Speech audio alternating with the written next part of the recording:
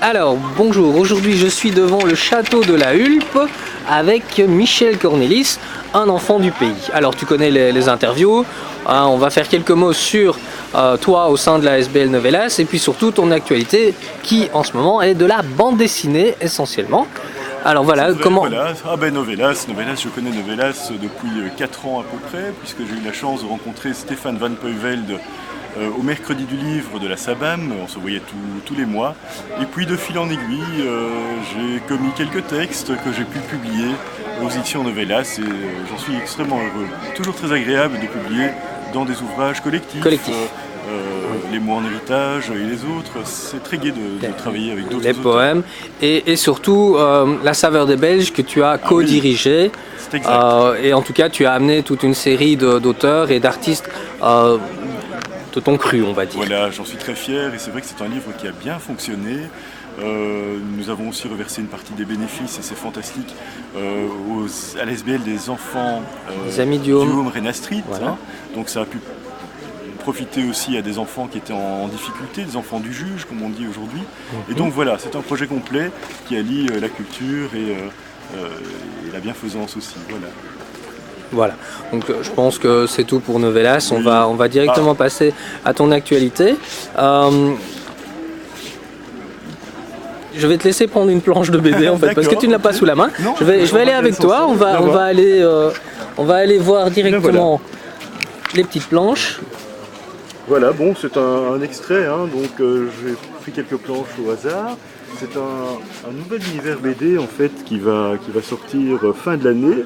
Une BD 100% belge, puisque aussi bien le dessinateur que le scénariste et que l'éditeur sont belges. Une BD qui sera disponible très très bientôt dans toutes les bonnes librairies et puis aussi sur Amazon, il faut quand même lui reconnaître ce mérite de diffusion. Je me suis lancé dans ce projet il y a 3 ans déjà.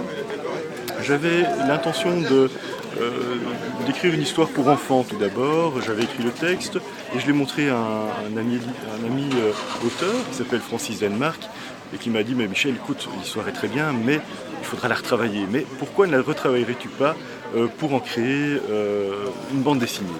Le projet m'a séduit et donc voilà 3 ans que je travaille avec Anthony Collard sur cette bande dessinée qui va voir le jour d'ici quelques jours. Alors d'ici quelques jours, on est fin octobre, donc ce sera dans le courant du mois de novembre, bien sympathiquement. Voilà, dans la deuxième quinzaine de novembre, on pourrait disposer de cette nouvelle bande dessinée.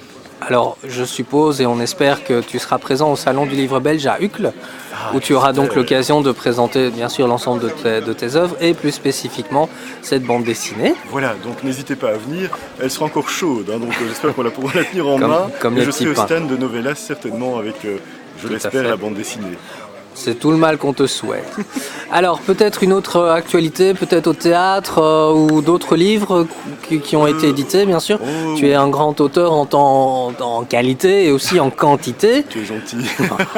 C'est une vérité, hein. On est chez toi ici. Enfin, c'est pas ton château mais c'est ta commune. Oui, écoute, il y a Le Silence de Cologne qui est paru aux éditions Vériche début de cette année-ci en fait. Une histoire qui se passe au XIIe siècle, à Cologne, où on a brûlé 8 cathares sur un bûcher, et je raconte l'histoire, la terrible histoire de ce fait divers, et essayer de comprendre comment on en est arrivé là. D'accord. Donc ça, c'est un livre qui est terminé. J'ai aussi un projet en cours pour l'instant, qui s'appelle Rupture en bord de rêve, qui est en recherche d'éditeur. Un livre que j'ai écrit en collaboration avec 7 auteurs de l'Outaouais au Québec. Oui, c'est un projet que tu pourras toujours nous soumettre. Ah, mais pourquoi pas, c'est vrai. On a une grande attirance pour le Québec et des affinités. On a des amis là-bas aussi au sein de Novelas, donc pourquoi pas, c'est vrai. Ce serait l'occasion. Donc je porte la dernière touche. Ce n'est pas tombé dans l'oreille d'un sourd, du coup. Bon, mais c'est un scoop alors. Voilà, non, mais on va discuter. Voilà, bien sûr. Et donc c'est un projet qui est en cours pour l'instant. Je dois encore un tout petit peu ajuster le texte. Et pour l'année prochaine, je vais me mettre donc au travail pour le 2e tome de Destination Secrète, donc la bande dessinée hein, que vous connaîtrez bientôt. Et je vais aussi travailler sur une pièce de théâtre pour femmes.